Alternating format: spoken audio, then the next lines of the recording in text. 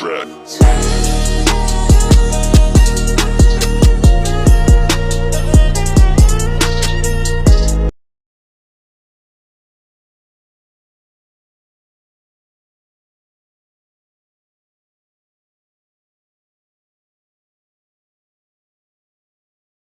Shop nhận in áo theo yêu cầu giá rẻ chất lượng, mua 2 tặng 1 áp dụng vào 7 giờ 30 phút tối hàng tuần, liên hệ tư vấn đặt hàng số điện thoại 0383987170.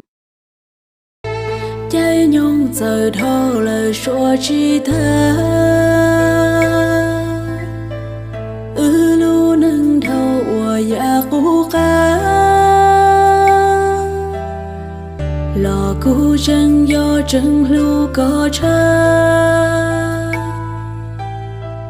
chỉ mua có e cú xia chỉ ca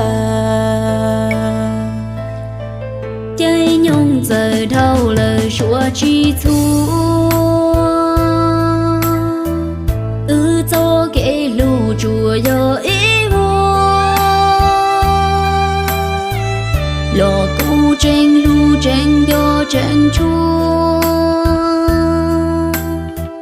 trình mua có khởi qua lu của mùa trên ta xin chu ni lão ta